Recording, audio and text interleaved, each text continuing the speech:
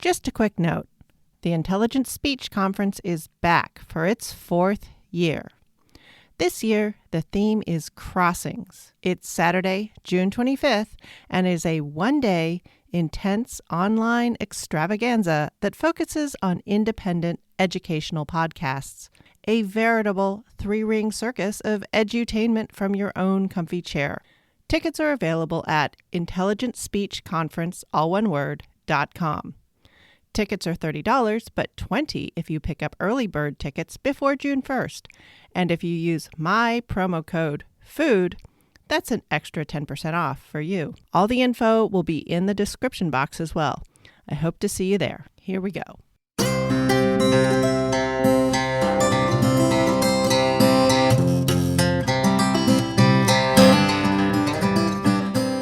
Episode 43, 18th Century Iron, Building the Home Industry.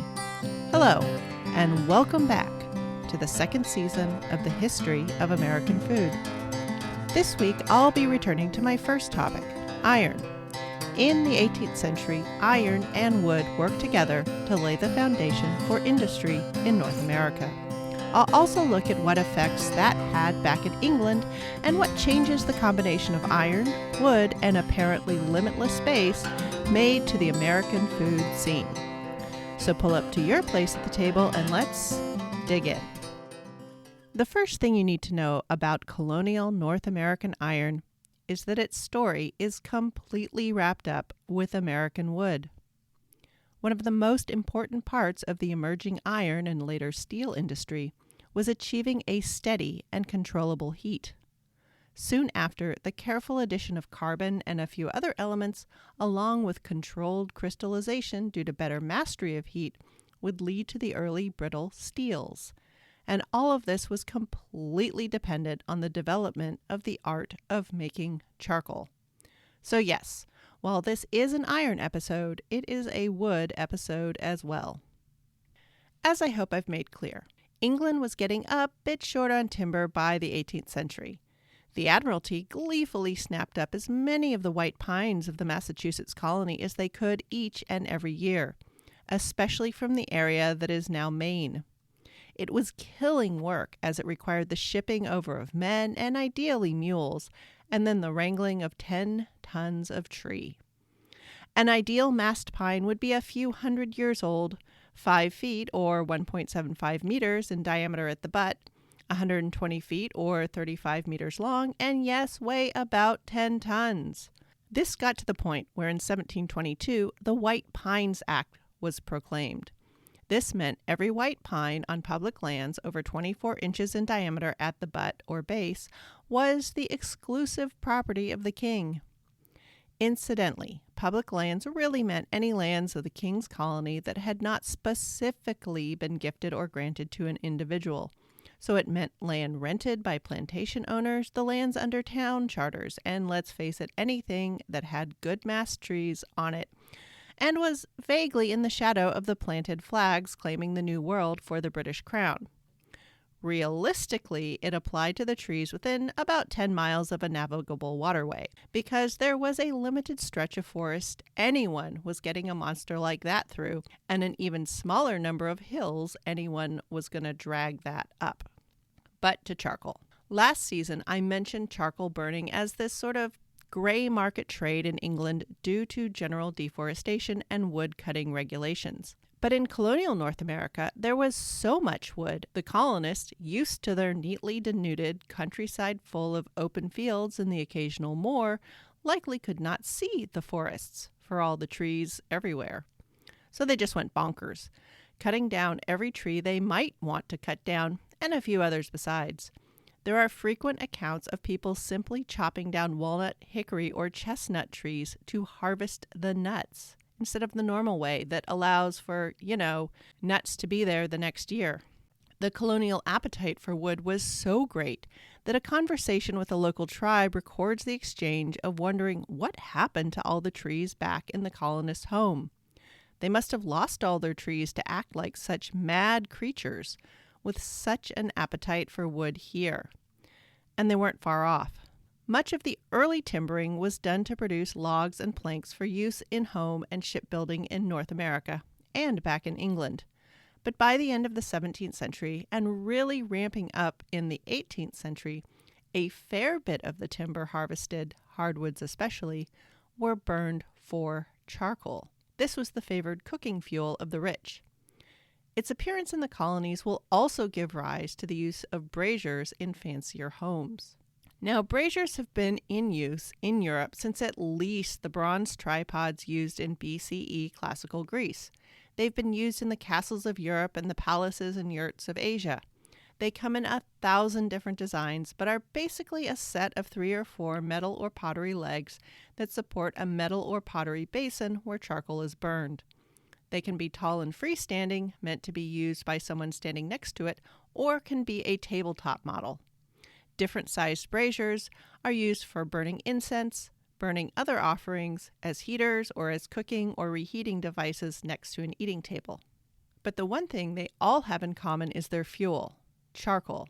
And since the 18th century European and colonial braziers were all made of metal, they also owed their existence to the metals industry that also rested firmly on charcoal. So how was charcoal made then? While global charcoal of the past and present has many versions around the globe, the industry this podcast cares about had advanced out of its smaller scale gray market existence in England. But the construction of the charcoal pile still rested on the same principles. Logs were piled up in a dome shape and covered carefully with an earthen coat. If local clay was available, it was often used to strengthen and stabilize the pile. The charcoal kiln of brick or metal, a permanent structure for manufacturing charcoal, would not come into use in the Americas until the 19th century. Once lit and the correct temperature was reached, air would be restricted so the wood would burn up more volatile substances and drive off any water lingering in the wood, to get as high a concentration of carbon in the resulting charcoal as possible. This charcoal was a much better fuel to ship back to England than raw wood, lighter, didn't rot, etc., and was better fuel for shipboard cookery, so the Admiralty loved it too. And the people working on developing the North American iron industry were mad for it. While there were some short-lived bog iron operations in the colonies in the 17th century, iron production didn't really gain a permanent hold in North America until the 18th century. 3 major things had to come together for this to happen. First of all, people who knew how to make and mill iron so it was useful had to arrive. There were no schools or books of systematic metallurgy in the early 18th century. It was all apprenticeship. Intellectual property was contained within a person. Second, Dutch and German water mill building knowledge had to spread, which resulted in the water-driven hammers and bellows needed to turn iron from bloomeries, the pig iron, into the stuff blacksmiths work with. This was an absolute must in the labor-strapped colonies for an iron industry to be possible. Last of all, financing had to become available. Having money to build the mills and the bloomeries and pay miners for ore before there was any payout from a finished product was a must. Other requirements included paying for the timber and a skilled collier to make charcoal. Sure, the land with timber and navigable riverfront might have been cheap, or a grant from the crown, but to get from iron ore in the ground to a saleable product that you finally got paid for required a whole bunch of cash up front to cover the many months between point A and point M. M for metal. I mean, for starters, and I'm standing right here, lots of people have got to eat. It turns out that the 1710s and the 1720s were when things all started to come together.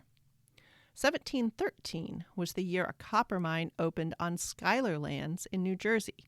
And yes, those Schuylers from the Hamilton strand of history. And yes, they were part of the New Holland Dutch settlers from the 17th century. This and other copper mines would be important for establishing the North American brass and bronze industries.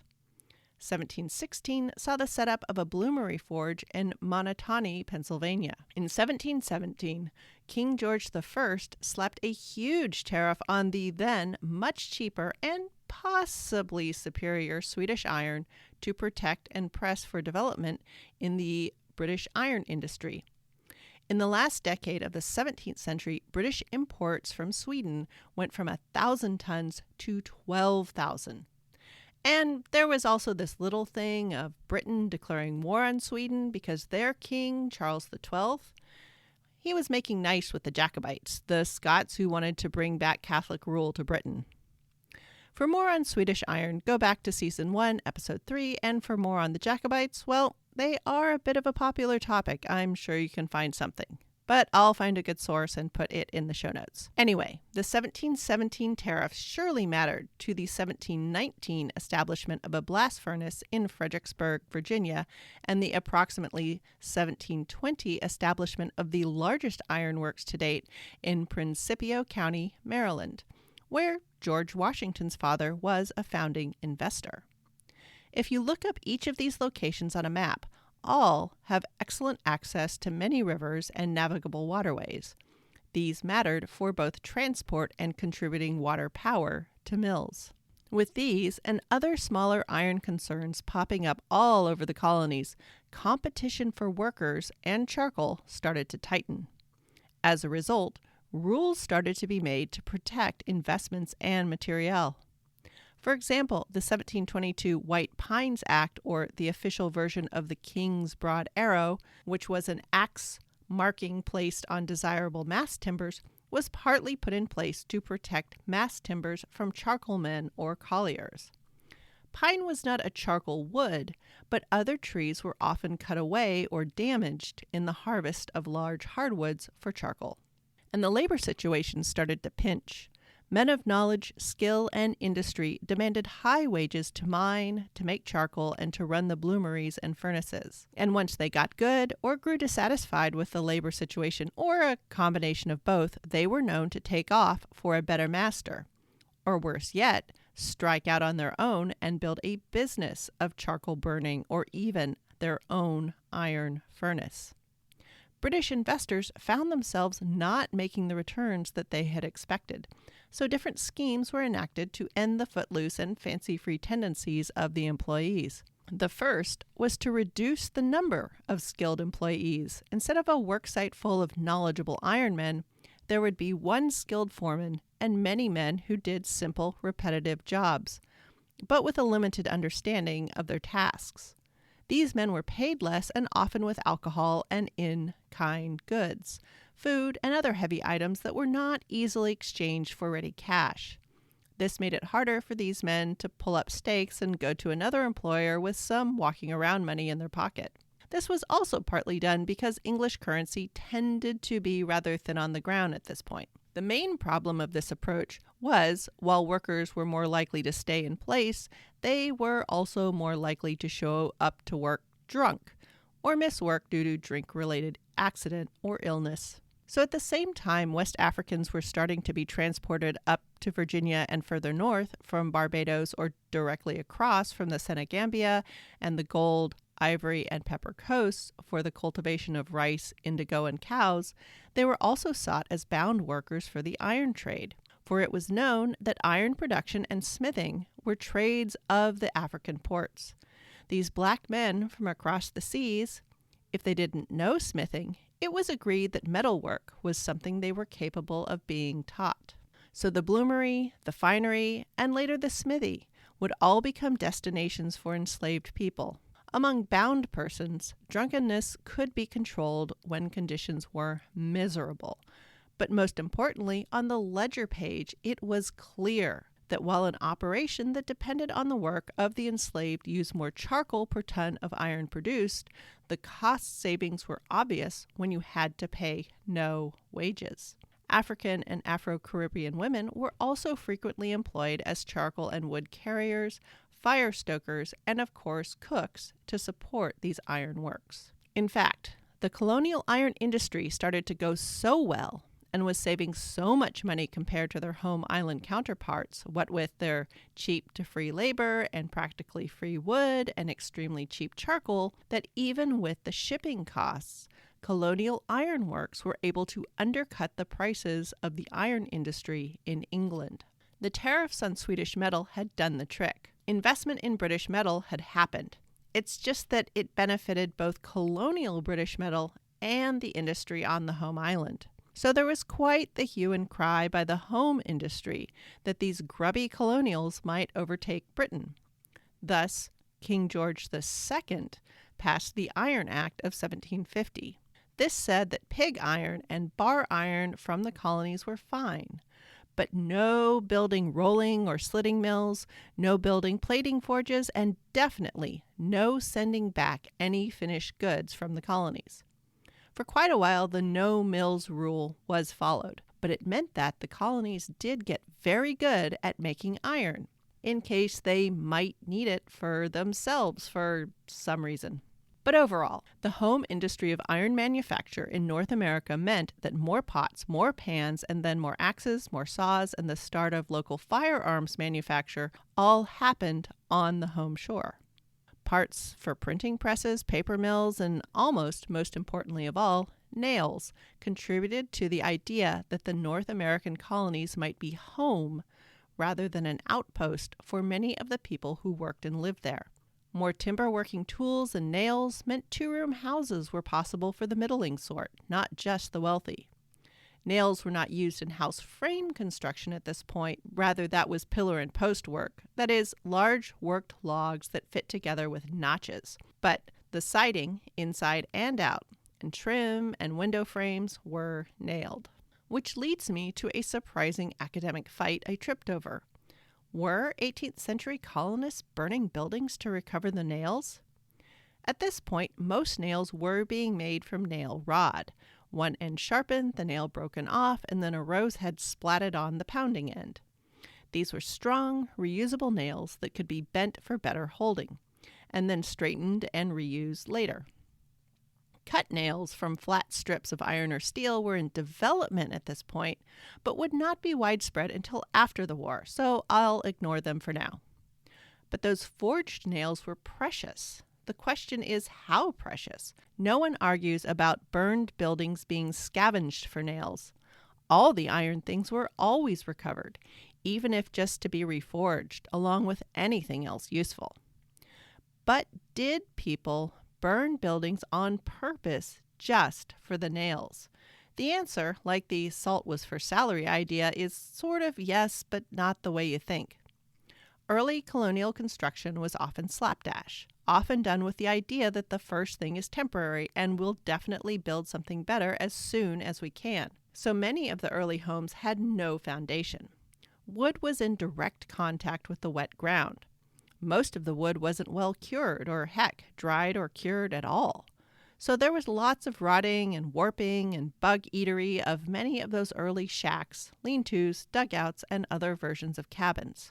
As these things started to disintegrate, fall into a state of, if you will allow me a neologism, decrepitude, the wood was useless, and there was a ton of it all around.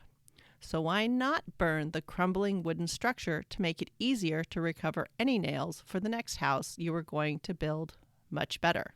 However, as those early messes were done away with, were nicer abandoned buildings burnt for their nails?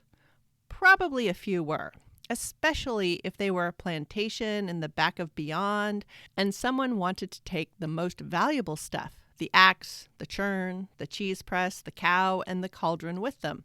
Yeah, they might burn it down on the way out so they had a store of nails for the next venture, and heck, probably some charcoal for the road. But were people going around and torching buildings just to get the nails? Like the vulture scrappers ripping copper wire out of abandoned Internet Bubble 1.0 offices? No, I did not find that to be the case. So yes, burned buildings were definitely rifled for their nails. But a rash of buildings burned specifically for their nails? No. Okay, along with the nail and tool industry, the kitchen also benefited from the iron boom. Some of the quickest things to rise out of local ironworks were the crane, the hoe, and the jack or trammel, soon followed by locally manufactured braziers, oven doors, backplates, jam stoves, and larger pots. The crane was the biggest and the best. It was a metal device that would hold pots in the hearth, but could swing the pot out of the hearth. This reduced kitchen injury in several ways. It allowed women to easily move pots out of the fire to attend to them, keeping their skirts further from the embers that might set them alight. There was less risk of burns from spills as well as lifting injuries. The biggest gain was that before, pots had been hung from a green log or lug pole that was changed at regular intervals. This was grueling, dirty work on its own, but if the lug pole broke before it was expected to, several pots full of hot liquid could crash down and spill over anyone standing in front of the fire, burning them badly, often fatally. A jack or a trammel was an adjustable hook that allowed a pot to be raised or lowered over the coals. There were also roasting jacks, a gear system that was wound to turn roasting meats without the need for, say, a boy or a dog to do the honors. But that was a super fancy thing usually found in castles and monasteries, almost never in colonial homes. A hoe was a wide metal plate used for cooking, what we would call a griddle. The name likely did come from a reference to the bladed farm implement, but in cookery writings, it clearly meant the iron slab in the cooking hearth. When the outdoor and indoor spheres of work did not cross, even in the most modest of homes, no one is bringing a farm tool into the kitchen as a cooking tool. This, incidentally, is where the term hoe cake comes from. These pones, slapjacks, or what will later be called griddle cakes, ground grain cakes cooked on this slab of iron in the cooking fire. The retcon, or retroactive continuity, of people cooking cornbread in the field on a hoe blade over a fire is some late 19th century madness, nonsense, romanticism. No one would reasonably light a fire in the midst of ripe grain, cotton, or corn. 17th century gridirons were still in use. They were cheaper, contained less iron, and were lighter for travel, but the solid hoe plate was gaining a place in homes. Back plates were simply large, flat chunks of iron that were placed at the back of a fire to soak up heat and reflect it back instead of losing it all up the chimney. As the century continues and chimney tech advances, these would become more and more decorative and elaborate. When I was in Pennsylvania at the Mercer Museum in Doylestown, I was able to see acres of these and see how they evolved over time. After the backplate came the fireback or jam stove. With the rise of the two-room house, a kitchen fireplace could have a hole cut in the back, and a 5-plate iron stove could heat the non-kitchen room. Coals from the kitchen fire would be shoveled into this hot iron box to heat the other room, the dining, sleeping, dressing, entertaining area. These stoves would get quite elaborate, often featuring biblical scenes. I found a whole book about them during my research. Overall, in the colonies, they were most prevalent amongst the German immigrants in Pennsylvania. The iron kettle of water kept warm on a jam stove for forest or field tea, and for special company, China tea, was to be a long-kept feature of many an American home. Larger pots for cookery were also made. Some of that was certainly for home cookery, but industrial and chemical industry cooking was starting to develop in the colonies. By 1715, the island of Nantucket, which lies off that funny curled arm of Cape Cod at the end of Massachusetts, it had 6 sloops officially registered for whale fishery. So blubber rendering had begun. By the end of the 18th century, these cauldrons were so large that a nearly 6-foot me could lounge comfortably inside of one. Another place huge cauldrons showed up was at the back ends of the charcoal burning mounds. While yes, they mainly produced charcoal for the iron industry and for the braziers of the rich and aspiring, they were also producing piles of hardwood ash. Remember that stuff from last season? It was used for making nixtamal and lye water for soap. This was still going on in the 18th century. In fact, shipping soap ashes back to England to make a dent in the great unwashed, I guess, was a pretty big industry all on its own, because there simply wasn't the wood to be wasted on industrial ash production back on the home island. Well, when you have great piles of something, people are going to start messing about with it, especially in places like the North American colonies where such tinkering about was rewarded. And what do you think came out of that ash pile tinkering? The grandparent of baking soda, pearl ash. The rise of the American baking powder biscuit owes its existence to the massive charcoal mounds of the early North American colonial iron industry. While giant tubs of soap ashes were being used to make lye water that would, through many paths, lead to the great American obsession with clean, and stick with me for the second half of the 19th century, but the first product of note would be this sort of instant yeast. It was activated by contact with vinegar or buttermilk, which we now easily identify as acids. But to a world chained to the overnight rise of yeast that served for both beer and bread, this bordered on magic. American scones, American biscuits, coffee cakes, well, all cakes, Irish soda bread, and then in a bit, hold on to your hats, instant soda water. Whiskey will never be the same. But I have to get to whiskey first, before we can talk about that. So American iron evolved and brought baking along with it, as well as developing houses and central heating right alongside. In my lifetime, metalworking has always been linked to workers' rights, wealth creation, and environmental alteration to the point of destruction. I was surprised how tightly that trend holds true all the way back to the dawn of the 18th century. The radius of effect was much smaller, but the fish within the blast radius were as bummed then as they are now. Next week will be more about iron and will, alas, examine the differences in labor practices north versus south, as well as more use of North America's capital A away. And I will add just a little bit more to the already endless commentary on Adam Smith. But I promise to include food. So if you bring a stone jar of marmalade or a toasting fork, you'll be in the right mood. Thanks for listening. Show notes for this episode will soon be at thehistoryofamericanfood.blogspot.com. Alas, again, it has become an ever catch-up situation. But any email, questions, or quibbles will reach me at thehistoryofamericanfood@gmail.com. A few words to review this podcast really do make a difference. I'm actually amazed how much each star rating matters to my baby podcast. Reviews, of course, are even more incredible. Along with the promised pictures and links, I'll also include any interesting media I consumed for the episode. Music for this podcast is Fingerlympics by Dr. Turtle, and I'm finally getting a grip on my Instagram feed, which is the same at THOA Food. And as always, the link to the show notes is also in the show's Twitter bio at THOA Food and in the show description.